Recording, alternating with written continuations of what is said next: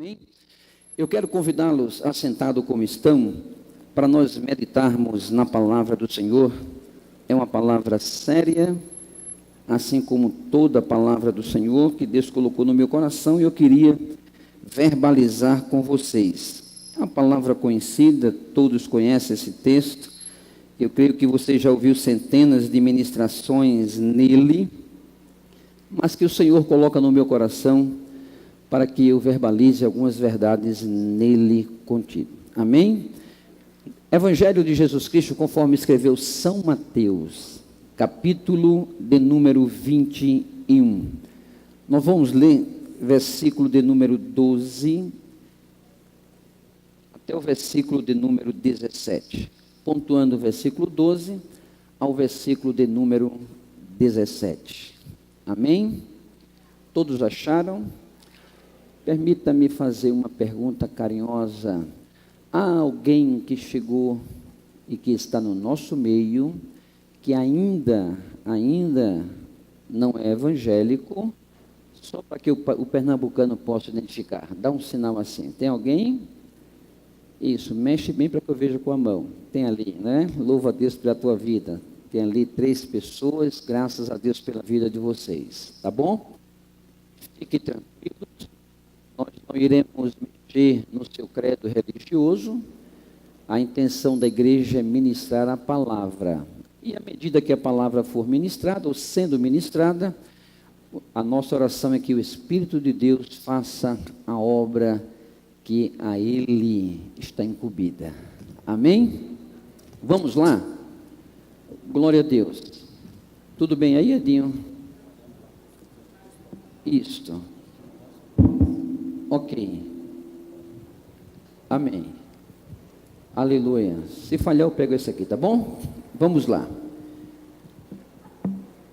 Versículo de número 12 em diante vai dizer, versículo 12: E entrou Jesus no templo e expulsou todos os que vendiam e compravam no templo, e derribou as mesas dos cambistas e as cadeiras dos que vendiam pombas, e disse-lhes: Está escrito, a minha casa será chamada casa de oração, mas vós a tendes convertido em covil de ladrões. E foram ter com ele ao templo cegos, coxos, e os curou. Vendo então os principais dos sacerdotes e os escribas as maravilhas que fazia, e os meninos clamando no templo, Hosana ao filho de Davi, indignaram-se e disseram-lhe: Ouves o que estes dizem? E Jesus lhes disse: Sim, nunca lestes? Pela boca dos meninos e das crianças de peito tiraste o perfeito louvor. E deixando-os, saiu da cidade para Betânia, e ali passou a noite. Amém? Vamos curvar nossas cabeças. Soberano e eterno Pai, nós queremos te render graças, nós queremos te agradecer pelo grande privilégio que nós temos de nos curvar diante da autoridade da tua palavra. Nós estamos, Pai, participando deste grande banquete, deste privilégio que tu concede a este ministério, seu 7º ano de vida. Queremos colocar os teus filhos diante de ti, ó Deus, que tu venha fortalecer a força de suas mãos, para que anos ainda, Senhor, fecundo como foram esses 7, sejam presentes neste ministério. Abençoa todos os obreiros, toda a membresia, e nós queremos te louvar por isto e te agradecer para a honra e para a glória do teu santo e eterno nome. E a igreja diz: Amém. Deixa a sua Bíblia aberta, nós vamos conversar um pouco. Olha só, esse texto que nós acabamos de ler é um texto conhecido. Ele fala de um momento em que o Senhor Jesus ele foi a Jerusalém. É interessante Mateus registrar esse fato, e esse fato acontece porque não era coisa corriqueira. Jesus não ia constantemente a Jerusalém. Como um bom judeu, ele ia nas principais festas cultuais no recém-inaugurado templo. Por exemplo, ele ia na festa da Páscoa, Pesa no hebraico, ele ia na festa das colheitas ou das semanas, Shavuot, e ele também ia na festa dos tabernáculos. Todas essas festas que simbolizavam, que representavam a caminhada do povo judeu em um período de 40 anos peregrinando pelo deserto. Então ele ia nessas 3 festas. Não era costume Jesus estar em Jerusalém. Por quê, pastor Dário? Porque Jesus sempre exerceu o seu ministério nas regiões norte de Israel, aproximadamente ali na Galileia. Então era intenção dele exercer o seu ministério em meio aos menos favorecidos, aqueles que estavam sem o norte, aqueles que estavam cegos diante de suas condições pecaminosas, e Jesus vem e exerce o seu ministério exatamente ali. Mas o texto está dizendo que Jesus, ele está entrando em Jerusalém. Propriamente falando, ele está indo no templo. E quando ele chega no templo, ele se defronta com uma situação que não agrada a ele. Ele encontra homens que estão comercializando, ele encontra homens que estão se valendo deste comércio, e a Bíblia diz que ele pega lá um chicote e expulsa aquela turma, e o texto praticamente termina dizendo que ele fala: esta casa, ela é uma casa de oração, porque é a casa do meu Pai. O texto praticamente termina aí. E é necessário fazer, no mínimo, 2 observações no texto. 2 observações. A primeira observação que eu quero fazer, para que vocês entendam, é a seguinte: da mesma forma que a presença de Jesus lá no templo em Jerusalém, reafirmada, ou a presença dele reafirmada, ele visualizou algumas coisas. Eu quero lhes dizer que hoje a presença do Senhor Jesus em uma ambientação como esta afirma coisas boas ou coisas ruins, dependendo das circunstâncias. É a primeira observação que é importante que nós venhamos a fazer. A segunda observação, para que você entenda aquilo que Deus quer falar, é que quando Jesus vai à cruz do Calvário, esse sentido de templo é mudado, porque lá, antes da cruz do Calvário, quando se falava de templo, se falava de uma construção humana, em uma ambientação que se cultuavam, ou, no caso, se ia para dar resposta ou receber resposta para a vida, porque o templo de Jerusalém significava o centro da vida.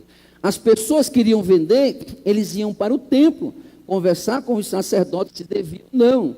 As pessoas queriam comprar semelhantemente. Então, templo antes da cruz do Calvário tem uma conotação.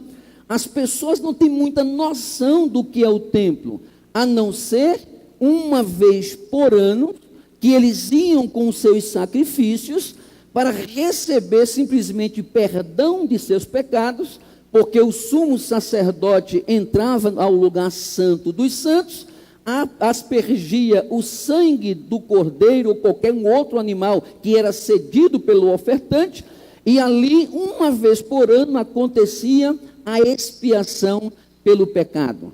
Olhar templo dentro de uma visão neotestamentária, depois da cruz do Calvário, ganha uma outra conotação, porque dentro da visão veterotestamentária, templo era somente isto. As pessoas iam anualmente com este fim, ou nas festas cultuais que eu acabei de mencionar.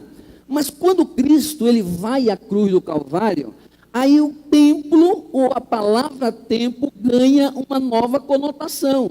Por exemplo, Atos vai dizer, Lucas registrando, lá no capítulo 17, versículo 24, que Deus não chama mais de templo aquilo que é construção por mãos humanas, mas Deus vai chamar de templo aquilo que é coração aberto para que Ele more, para que o Espírito Santo more, para que Jesus more e permaneça nessa vida. Hoje falar em templo, eu estou falando de você.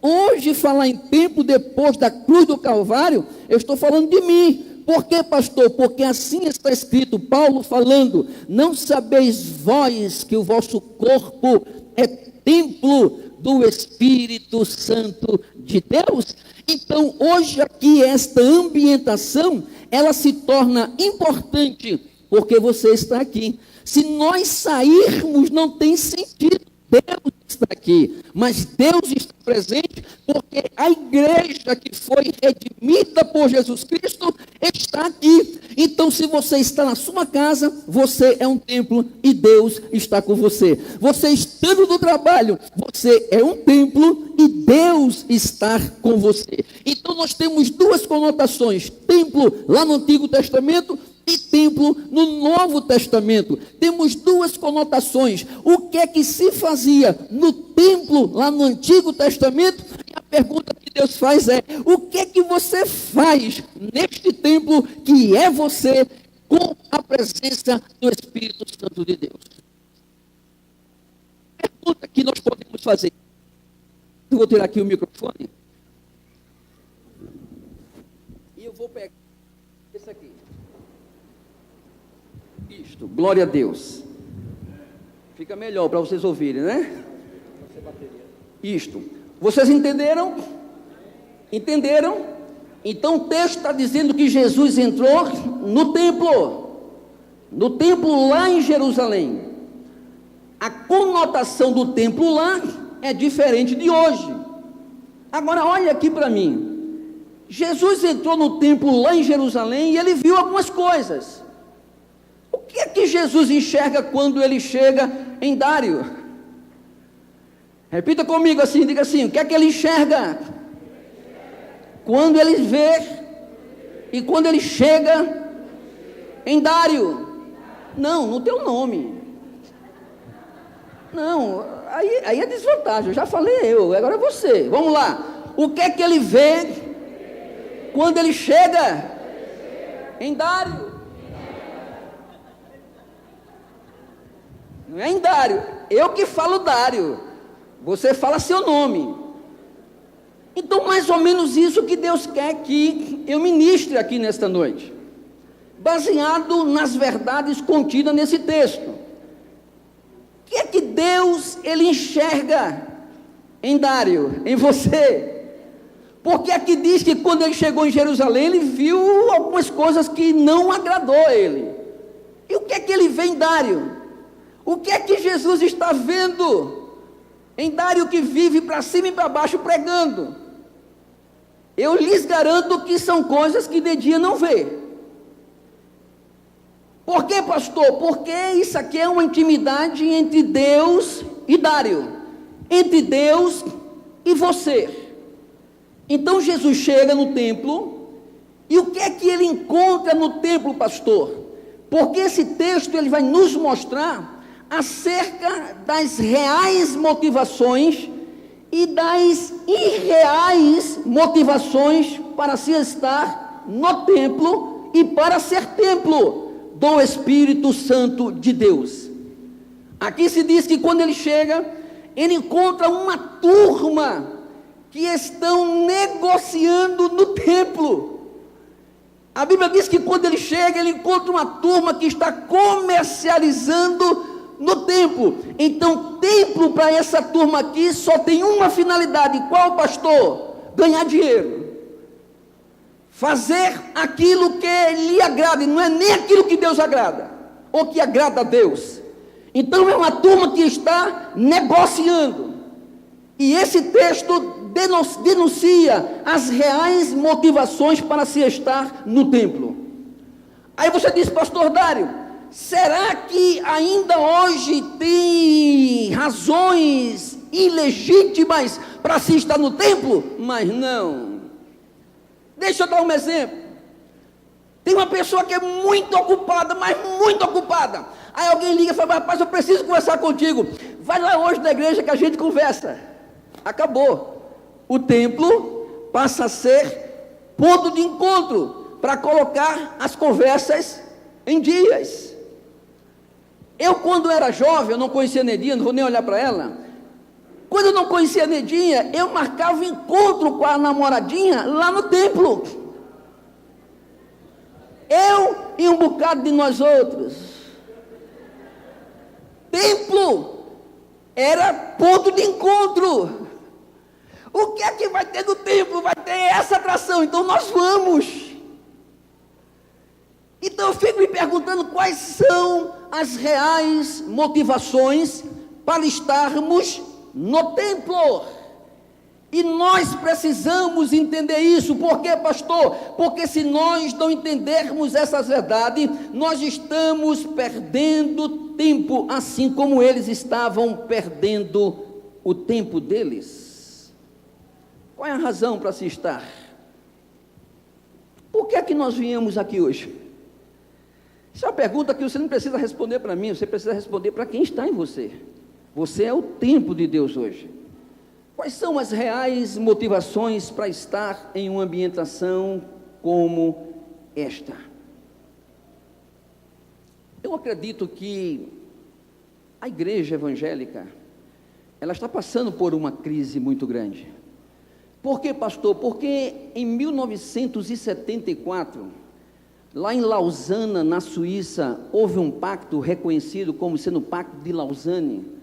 Uma turma, os cabeças de algumas igrejas evangélicas se reúnem, e a preocupação deles era a seguinte: qual o destino e a identidade da igreja evangélica? Não somente a identidade da igreja, mas a identidade também dos cristãos. Qual é? Então eles estavam preocupados, e eu acredito que essa preocupação, ela deve ser muito maior hoje. Por quê, pastor? Porque nós temos razões sobejas, mas nem sempre são razões legítimas para estar em uma ambientação como esta. Está fazendo uns 15 dias, 20 dias, ou talvez um mês, que uma irmã chegou para nós, da nossa igreja, e disse assim: pastor, estou saindo da igreja. Eu perguntei por quê. Ela disse: porque a igreja está fria. Aí eu disse: mas que nem ar-condicionado tem? Não, pastor, não é brincadeira. Eu disse: mas que frieza, eu não sei nem explicar. A Nedinha, que não é fluxicheira, já perguntou: não é você que está fria, não? Mas sabe por quê? Porque não atendeu às expectativas dela.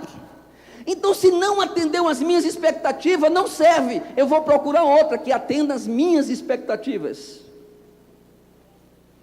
Há um tempo lá na igreja do primeiro século, a frase que predominava era a seguinte: o que é que eu posso fazer pela minha igreja? Hoje é o que a igreja pode fazer por mim. Então, quais são as nossas reais motivações para estarmos em uma ambientação como esta? Porque se eu não descobrir quais são as reais motivações, que deve ser uma motivação de adoração, de glorificação, de entrega, de procura, daquele que é, daquele que foi e sempre será, eu lhes digo, nós não vamos suportar aquilo que haverá de acontecer ainda. A gente não vai suportar. As demandas são fortes demais para aqueles que apenas querem fazer um bom negócio. Eu vou falar que eu sou amigo do pastor Neto. Um dia desse,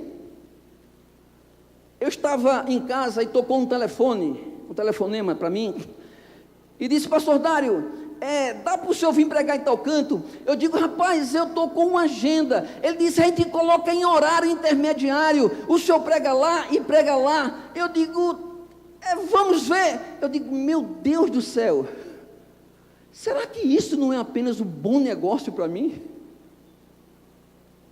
Quais são as reais motivações? E eu fiquei preocupado.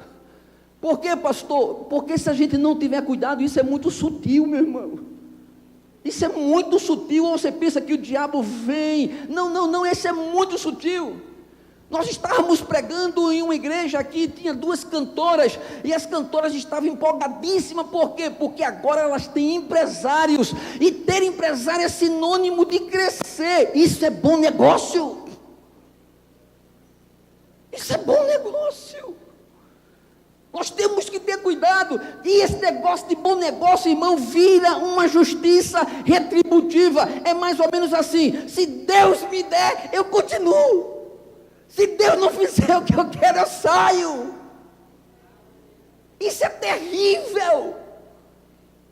E nós estamos vivendo assim. Eu vou para o culto para quê? Para receber um lenitivo para as minhas culpas. Porque se eu não receber, não serve para mim. Eu saio daqui, meu irmão, brabo, com aquele pernambucano do dentão.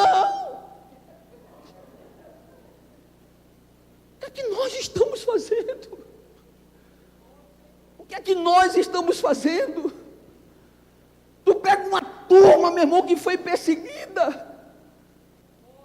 Por que não falar de Policarpo, o bispo de Esmirna? Porque pregava a Cristo, porque amava a Cristo. A turma pega ele, que estava quase 3 meses na prisão, ateia fogo em uma fogueira, num ginásio repleto de pessoas, e disseram: manda buscar Policarpo. Ele disse: não precisa me acompanhar, basta tirar as minhas amarras. E ele vai andando, e a turma começa a gritar: você tem uma oportunidade de convencer a este povo que Jesus não é Jesus. E ele ia caminhando para a fogueira e dizia: por que é que eu vou fazer isso, se meu Cristo me salvou? E foi para a fogueira e morreu. Quais são as nossas reais convicções? Nós não estamos aqui para fazer bom negócio, porque receber a bênção que eu preciso de repente é bom negócio.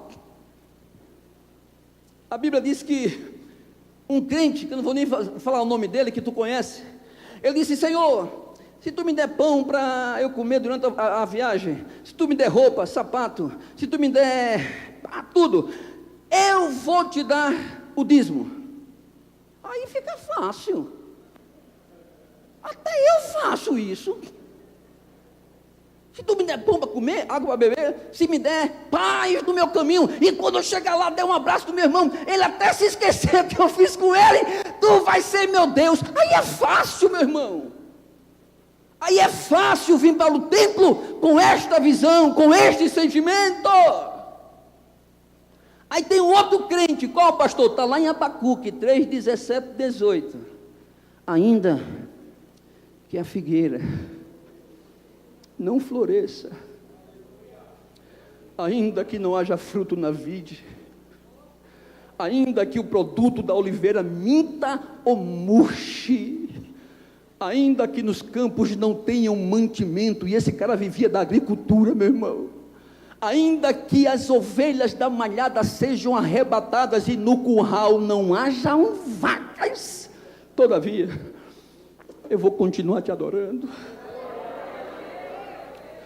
eu vou continuar te louvando, eu vou continuar glorificando o teu nome. Eu estava esse dia fazendo uma retrospectiva da minha vida. A gente está bem. Pastor Eliana, eu contei aqui, eu estive aqui em fevereiro. Deus nos deu uma casa. Se a senhora me perguntar o que é ter casa própria, eu agora sei dizer. É muito legal. E a nossa casa, pastor, tem 11 quartos, reverendo. 3 construídos, eu falei aqui para a turma, 3 construídos. Aí escuta, aí eu estava me lembrando de quê, pastor? A gente estava aí, acho que com uns 10 anos de casados, estamos fazendo agora 27, 10 anos de casados, e Nedinha era conhecida como canela de fogo. Por quê, pastor? Porque a sandália dela quebrava, eu botava um arame. Aí ela andava, o fogo.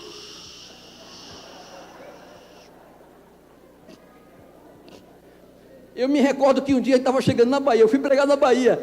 Aí lá vai eu, cadê Neide? Ela, o arame caiu. Ela disse, arrasta o pé. Eu me recordo disso. Que ela ia pegar sandália com as irmãs dizendo, não faça isto. E eu saí de Recife, de jumento mesmo, para a Bahia, para pregar a Bahia, lá na Bahia, e eu fui conversando com Deus. Eu digo, Deus, manda uma percatinha, essa aí já deu o que tinha que dar. Aí quando terminou a mensagem, Deus levantou um vaso lá e disse assim, mulher, pensa tu que eu não vejo a falta de sandálias? Nunca mais vai faltar. Tem dia que eu chego atrasado nos cultos, porque ela fica escolhendo qual.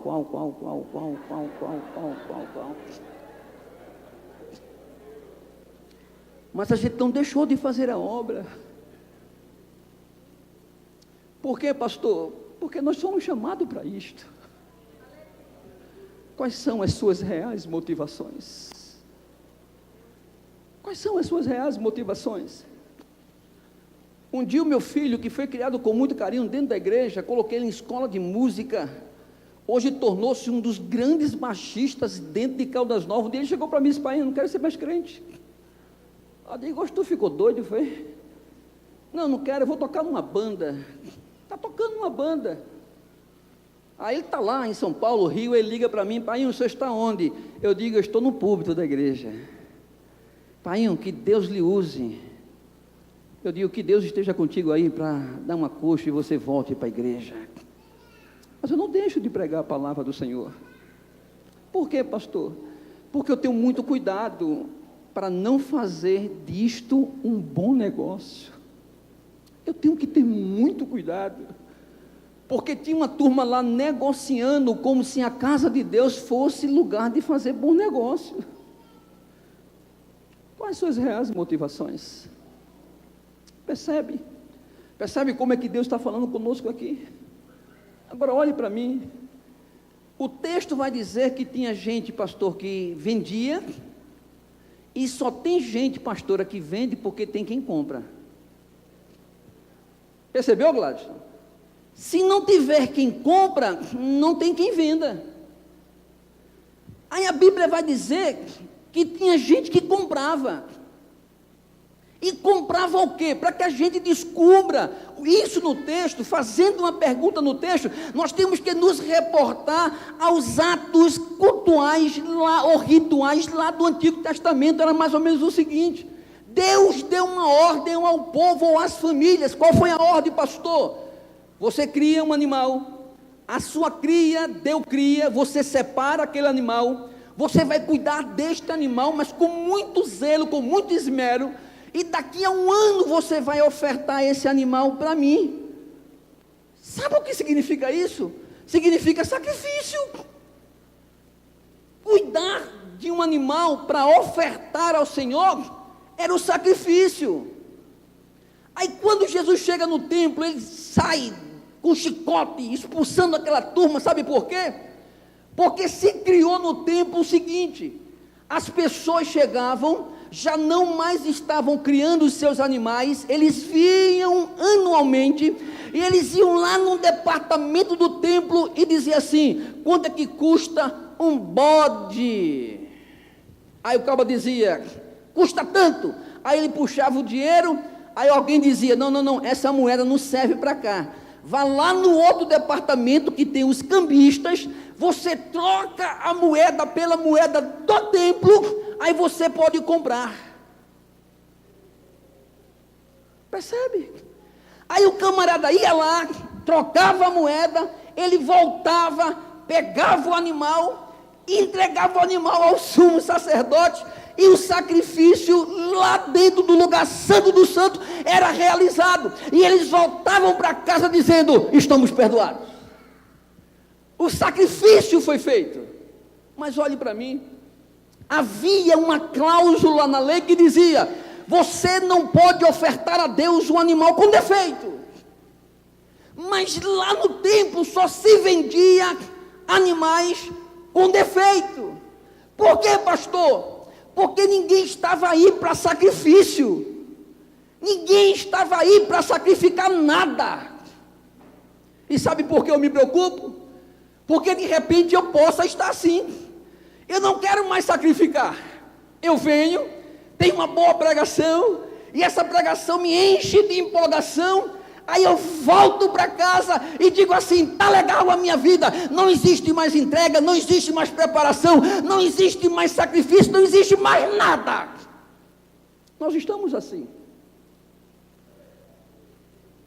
Jesus da glória.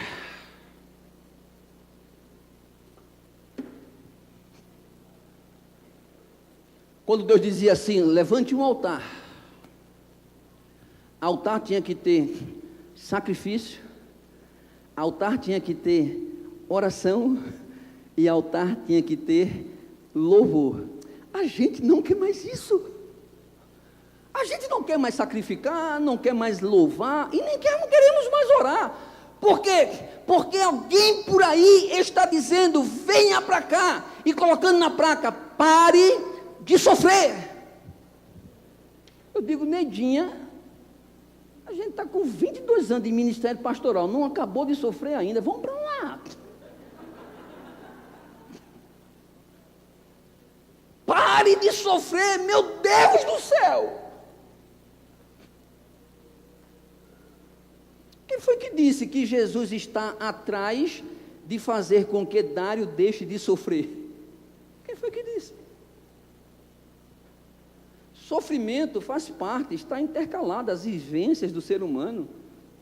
Nunca vamos deixar de sofrer aqui. Quando não é uma coisa, é outra. A gente não vai deixar. E é no sofrimento que a gente conhece facetas da glória de Deus que a gente não conhece em qualquer outro lugar. É por isso que a Bíblia vai dizer que é muito mais fecundo estar numa casa onde há luto do que numa casa onde há festa. Por quê, pastor? Porque onde há luto nos faz refletir na vida, como nós estamos nos condicionando, como nós estamos andando com Deus. A gente não quer mais sacrificar. Isso aqui é muito sério.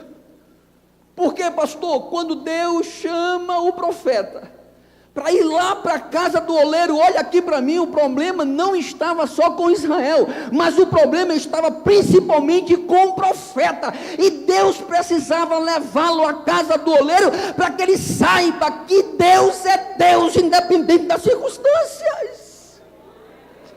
Deus é Deus. Então, eu tenho que entender o que é que eu estou fazendo, como é que eu estou levando o meu sacrifício ao Senhor. Eu preciso sacrificar pela minha família. Eu preciso orar mais pela minha família. Eu preciso dormir menos. Eu preciso ler Bíblia mais para os meus filhos. Isso dá trabalho, irmãos. Tem filhos que dão menos trabalho, porque todos dão.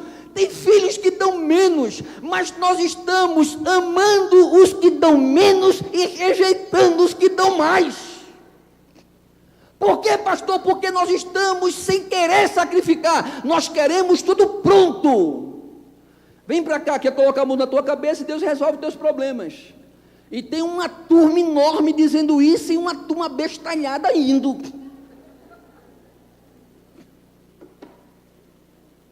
Qual é o culto que você está prestando a Deus? Qual é o culto que nós estamos prestando a Deus? Porque eu entendo dessa forma: a gente sai de casa e a gente chega do trabalho, já vem glorificando de casa, já vem entregando nossa vida de casa, e quando a gente chega aqui não precisa de muita coisa para a gente glorificar a Deus, exaltar a Deus. Eu sou de uma região interiorana chamada Escada, e não duvide que existe. Eu era garoto, e eu me lembro, pastor Neto, que eu vinha chegando na igreja, em cima da igreja tinha uma corneta. Oh, vontade de derrubar aquela corneta. E era o mesmo hino, pastor Eliana, de janeiro a janeiro. O mercado está vazio. Lançamento. seu trabalho, era todo domingo. Aí a gente entrava na igreja, dobrava o joelho, o pastor em saudosa memória, pastor Sebastião Pedro, não sabia ler, a esposa lia o texto para ele e ele decorava para pregar à noite, não sabia ler. Aí a turma entrava na igreja e começava a dobrar o joelho. Quando os departamentos começavam a louvar, havia uma explosão de glória, de aleluia dentro da igreja, mas consciente, por quê? Porque Deus estava presente, recebendo a adoração e o louvor da igreja. Aí Jesus começava a visitar os crentes, Jesus começava a renovar, vidas e vidas se consagravam e se entregavam a Deus. Por quê, pastor? Porque Jesus estava no templo. Aleluia.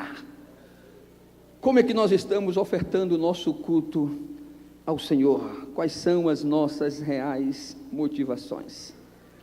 Aqui vai dizer que tinha uma turma que eram os teólogos da época, eram os teólogos, que quando Jesus chega, versículo 14 diz que Jesus curou a muitos, eles ficaram invocados.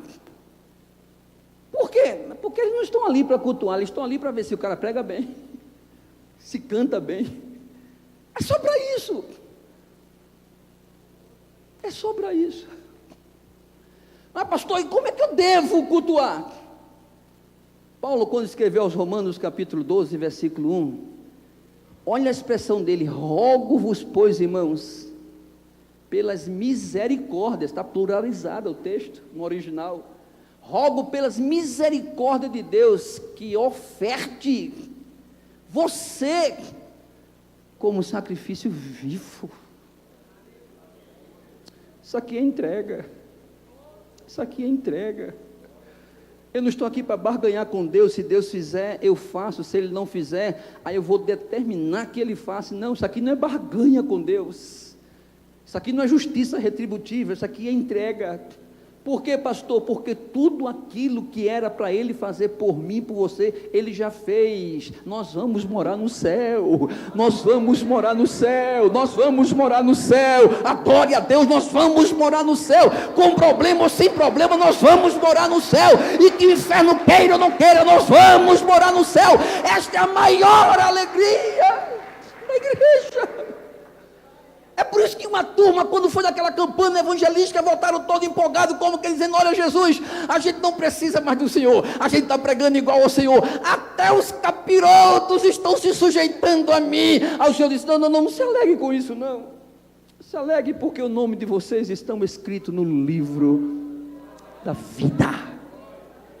Agora olhe aqui para mim, eu sei que tinha essa turma aqui, mas não vim aqui para dizer apenas isso, que existem motivações legítimas e ilegítimas para estar em uma ambientação como esta. Eu não vim aqui apenas para dizer isto, mas eu vim também porque Jesus chega e Ele encontra motivações verdadeiras. Olha o que o texto vai dizer. Ele encontra motivações verdadeiras. O texto vai dizer que, em primeiro lugar, ele vai dizer assim: esse ajuntamento com este ou como este só é válido quando eu torno este lugar em lugar de oração e descansar, ou de descanso, na soberania de Deus. Porque o versículo 12 diz que ele entra, expulsou todos os que vendiam e compravam no templo, derribou as mesas dos cambistas e as cadeiras dos que vendiam pombas, e ele vai dizer: esta casa é a casa do meu Pai, e esta casa será chamada casa de oração. Pastor, que casa é esta? Diga assim: casa de oração. Agora olha aqui para mim, não é oração equivocada. Por quê, pastor? Porque tem muita gente ensinando que a gente ora e coloca Deus em movimento. Não, isso aí é besteira. Por quê, pastor? Porque eu não preciso colocar Deus em movimento e nem eu posso colocar Deus em movimento. Olha que prepotência! Dário coloca Deus em movimento. Isso é infantilidade. Por que, pastor? Porque Jesus disse assim: o meu Pai trabalha até agora, e convém que eu trabalhe também. Deus não precisa ser colocado em movimento, Deus está em movimento. Isso aqui é uma casa de oração, mas eu tenho esse entendimento que eu não preciso colocar Deus em movimento, porque Deus já está em movimento. Eu não preciso dizer: Deus, você está aí de olhos fechados, olha para o meu marido que não está na igreja. Não precisa dizer isso. Por quê, pastor? Porque antes mesmo que você amasse o seu marido, Deus já amou. Antes mesmo de você amar seu filho, Deus já o amou. Antes mesmo que você denunciasse a sua situação, as suas queixas a Deus, Ele já sabia. Pastor, então se Ele sabe, o que é que eu devo fazer na casa de oração? Orar e descansar na soberania de Deus. É mais ou menos assim, 7 anos. Aí a gente entra aqui e faz: Senhor, eu estou colocando diante de Ti todos os meus problemas, porque eu sei que Tu já sabes. Eu quero apenas que Tu descanse o meu coração em Ti. E eu quero pular com essa turma, eu quero cantar com essa turma, eu quero glorificar o Teu nome. É só isso que eu quero fazer. Lugar de oração. É por isso que uma turma chega para Josafá e diz assim: tem uma turma aí subindo e vai te arrebentar. Mas vai te arrebentar porque é uma turma muito grande. Aí ele diz: não, então deixa eu ir lá para a casa de oração. E ele conversa com Deus. E chega um dado momento que Deus diz assim: esta peleja não é tua. Oh, aleluia. Oh, aleluia. Descanse no Senhor, porque esta peleja não é sua, mas é dele. Descanse no Senhor. Aquilo que a gente não pode fazer, a gente lança nos braços dele e descansa na sua soberania. Por quê, pastor? Porque ele é aquele que derruba reis e levanta reis. Ele é aquele que abre mar vermelho. Ele é aquele que abriu o rio Jordão. Descansa nele, porque ele conseguiu. Ele manteve quase 2 milhões de homens e mulheres com roupa, comida. Ele é Deus para abrir portas para você. Descanse nele. Isto aqui é casa de oração. Lança os teus problemas na mão dele e reconheça a sua soberania. Ele é Deus. Irmãos, falar em comprar casa, meu Deus do céu, a gente nunca imaginava que a gente ia comprar uma casa. A gente passava pelas casas e dizia: bonita, né, Nedinha? Ah, para ali, deve ter 3 quartos, suíte. Aí só dizia: isso é bonita, né? Aí eu passava no carro de Jesus: tu podes. Eu fico imaginando, irmãos, tu comprar uma casa de 180 mil, sem nenhum tostão. Pastor Helena, isso é Deus.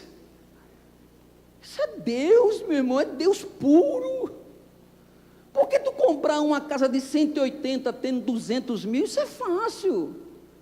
Mas sem dinheiro, o camarada pegar e dividir o ágio como tu queres e pode pagar, isso é Deus.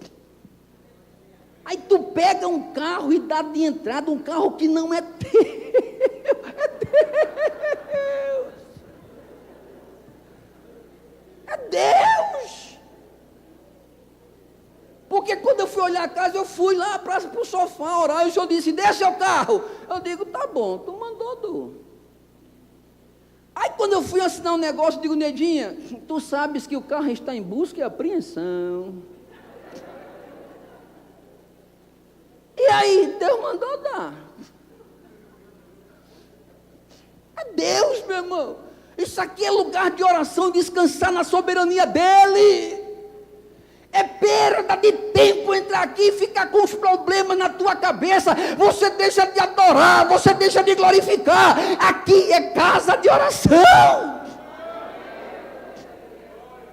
Tu está entendendo? O meu genro advogado, o esposo da Bruna, ele ligou para a financeira, e depois ele ligou para mim: pastor, eu consegui. Eu digo: o quê? O senhor pagar o carro por 14 mil, graças a Deus, amém! Mas cadê os 14? Cadê os 14?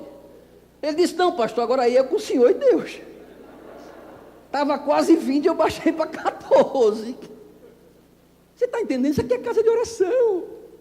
Isso aqui não é casa para negociar com Deus, meu irmão. Isso aqui é casa de oração. A gente entrega e descansa na soberania. Deus sabe como agir na tua vida. Aí, pastor Neto, a Nedinha estava com um primo que veio tentar a vida em Caldas Novas, mas a gente sabe que só veio para emprestar 5 mil a gente. Liguei para o meu irmão, quase que eu ligo para o Espírito Santo. Por pouco eu não liguei, estava sem o telefone. Aí liguei para o meu irmão, sei que faltou 6 mil reais. Vamos assinar o contrato. Aí eu liguei para o advogado dele. Ele disse: pastor, a gente primeiro assina o contrato, depois fala do problema. Eu digo: tá bom. Assinei o contrato para dar aquela alegria. Ei, pastor, a casa é sua e eu aqui, deixa estar. Ele disse: pastor, o senhor vai quitar o carro? Aí o advogado disse: ó, fulano, tem um probleminha. Pastor está com débito e ainda falta um valor. Aí ele disse: isso é problema? Qual é o valor? 6 mil. Menino, me dá o cheque. Assinou 6 mil. Vai pagar o carro.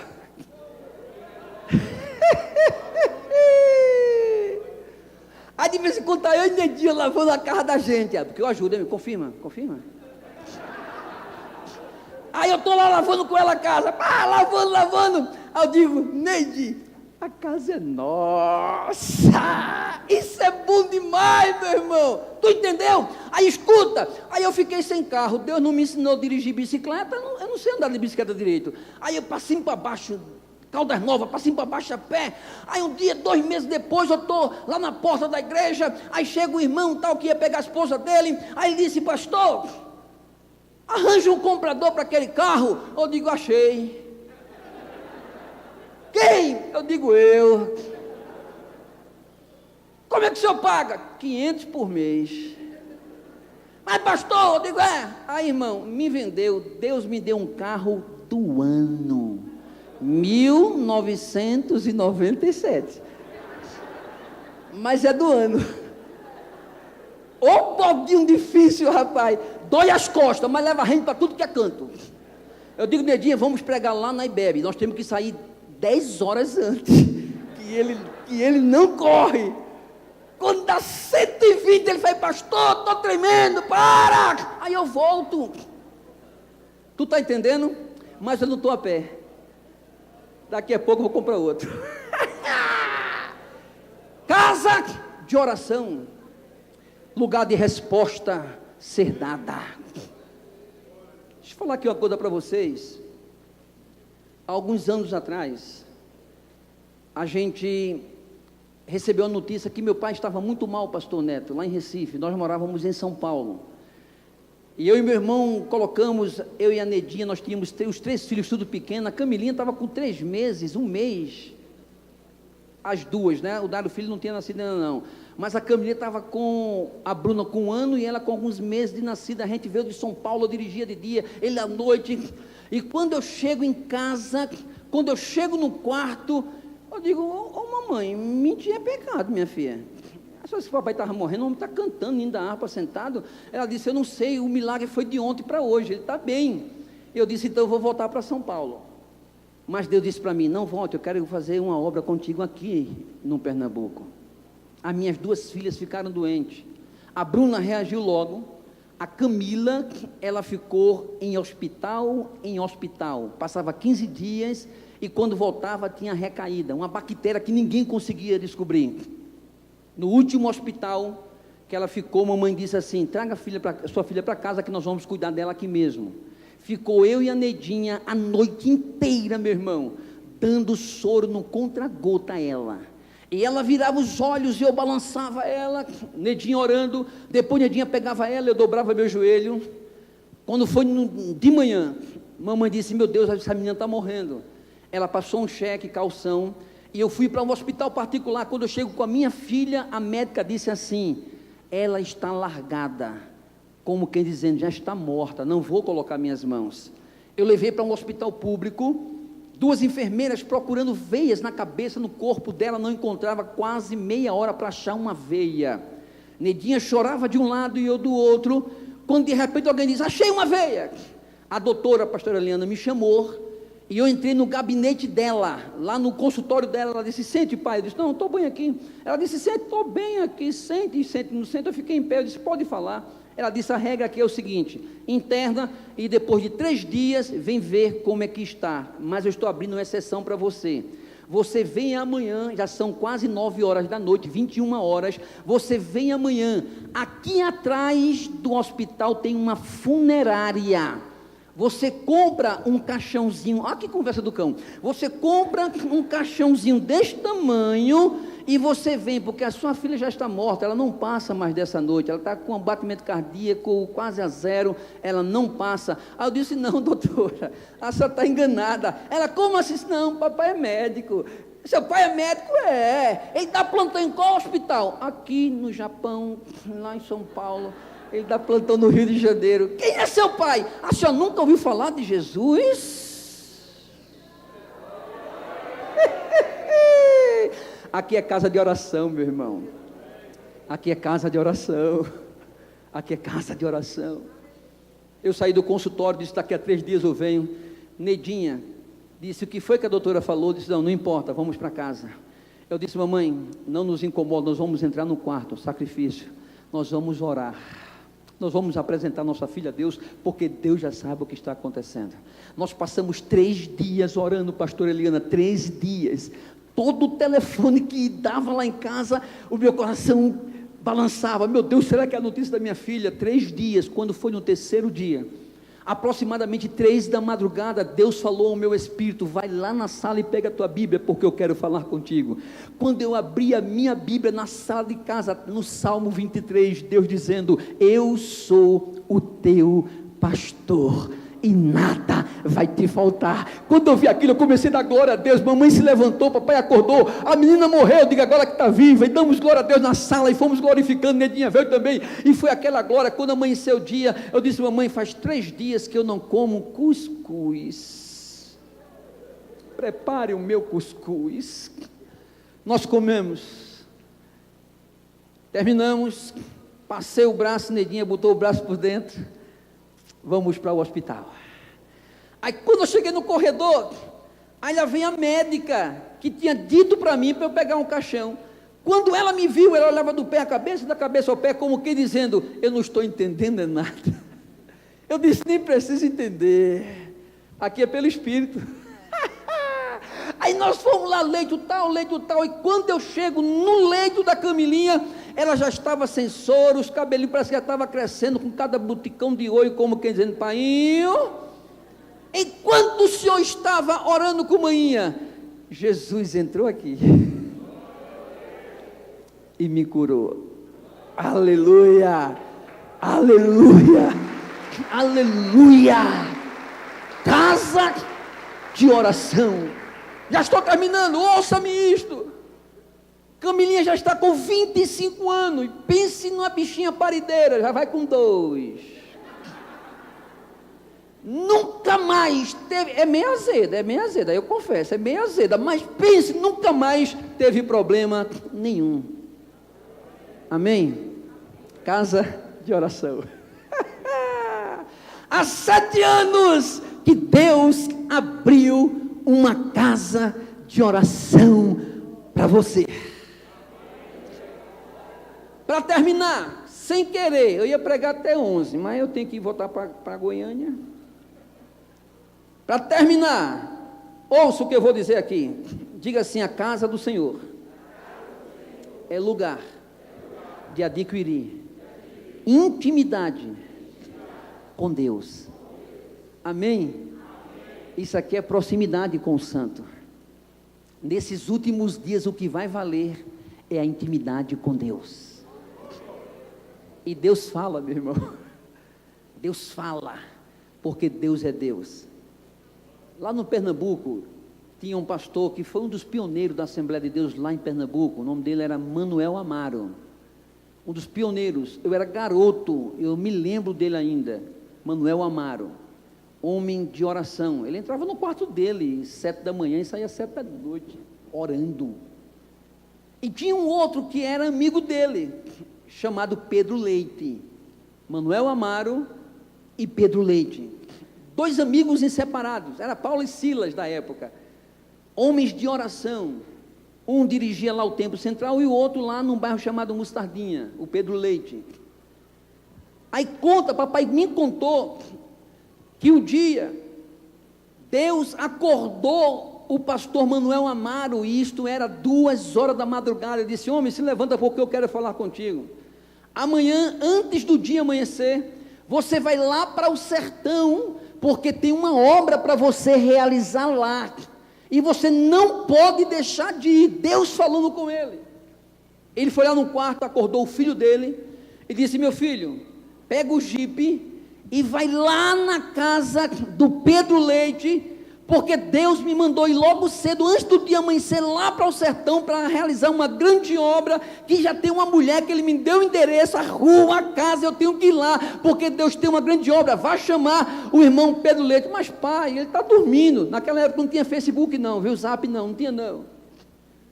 Mas pai, o homem está dormindo, eu vou uma hora dessa, 3 da madrugada, acordá-lo. Vá-se embora, não teme. O menino pegou o jipe e foi lá na casa do Pedro Leite, quase 30 quilômetros atravessando a cidade. Quando ele vai chegando na casa do Pedro Leite, ainda com os faróis acesos, o Pedro Leite já vai abrindo as portas com o chapéu e com as malas. Aí ele disse: pastor Pedro Leite, como é que o senhor sabia que eu vinha aqui com o recado do meu pai? Ele já foi entrando no jipe dizendo: o Deus que acordou seu pai hoje foi o Deus que também me acordou e falou comigo. Intimidade, intimidade.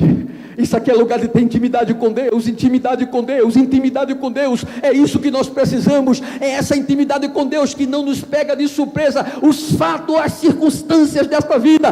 Deus quer que tenhamos intimidade com Ele, e só tem um jeito de ter intimidade com Deus. Como, pastor? Na casa de oração. Na casa de oração. Fique de pé. Fique de pé.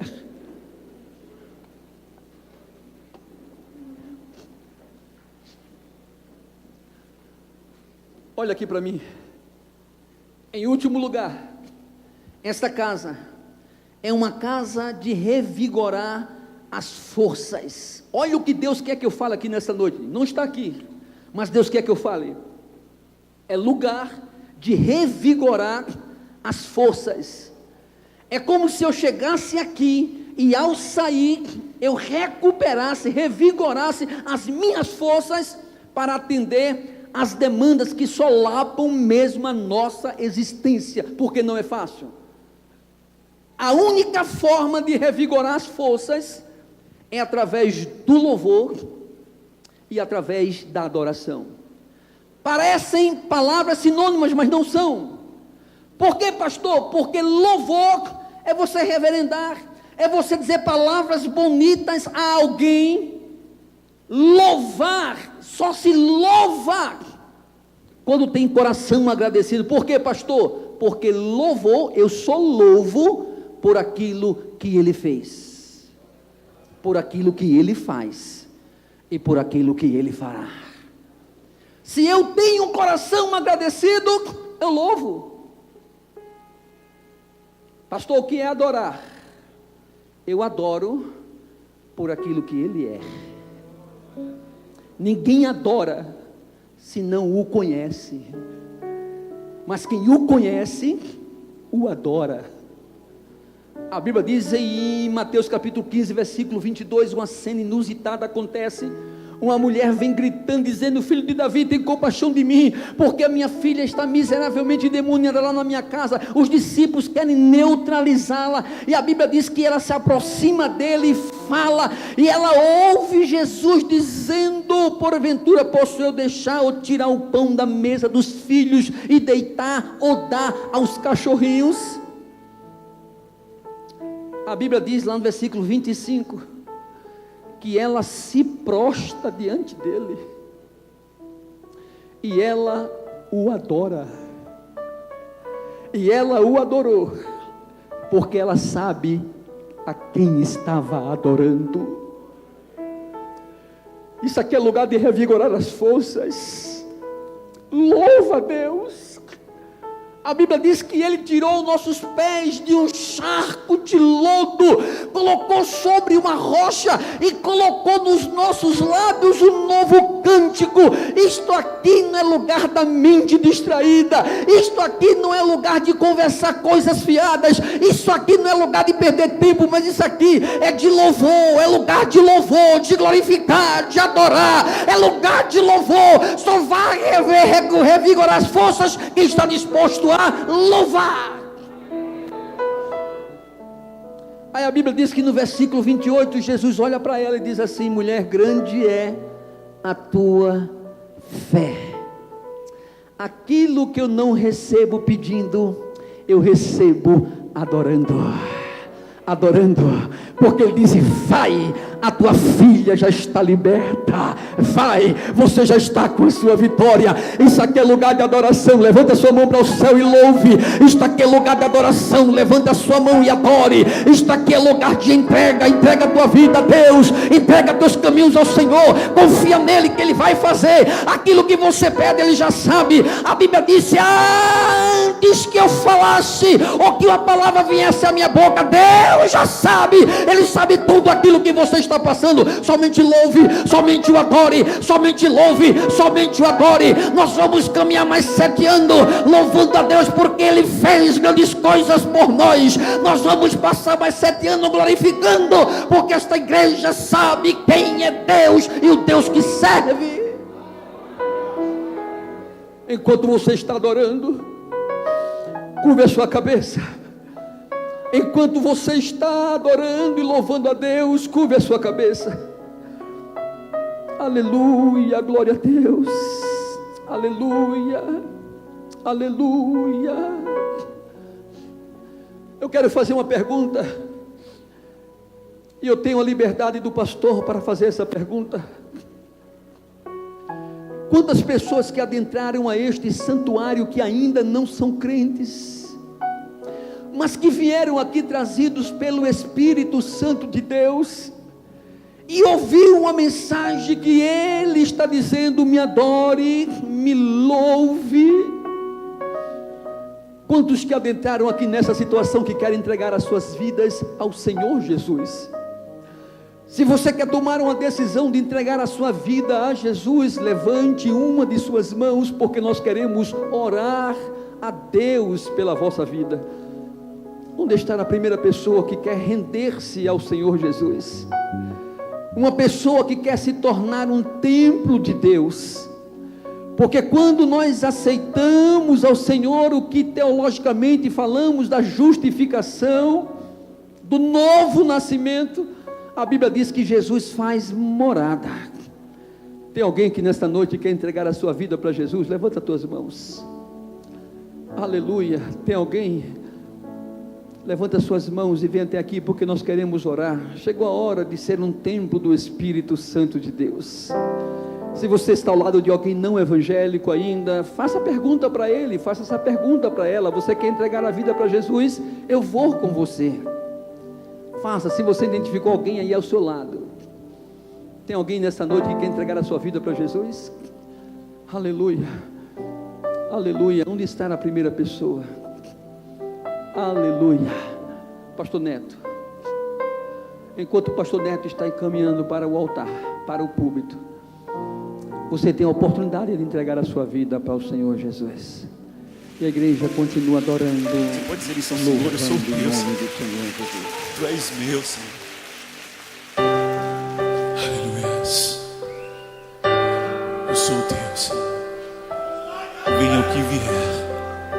deixarei, Senhor.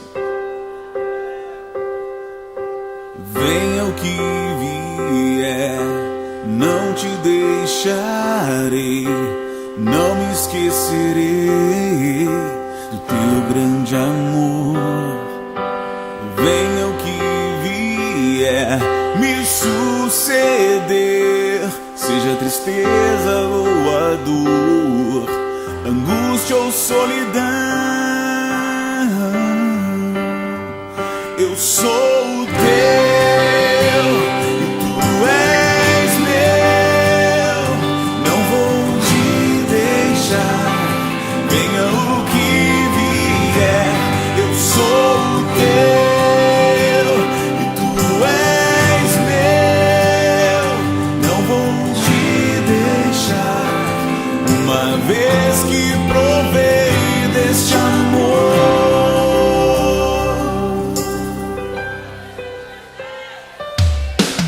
Venha o que vier, não te deixarei, não me esquecerei do teu grande amor. Venha o que vier me suceder, seja tristeza ou a dor, angústia ou solidão, sei que sempre estás atento ao meu clamor, pois contrito e quebrantado está o meu coração. Quero chamar tua atenção pra mim e por todos os meus dias me dar motivos pra sorrir. Eu sou o teu e tu és meu, não vou te deixar, venha o que vier, eu sou o teu e tu és meu, não vou te deixar, uma vez que provei deste amor.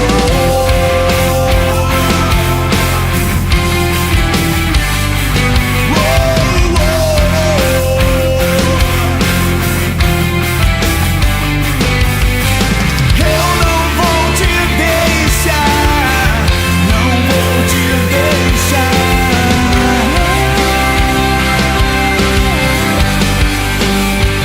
Eu sou o teu e tu és meu, não vou te deixar. Eu sou o teu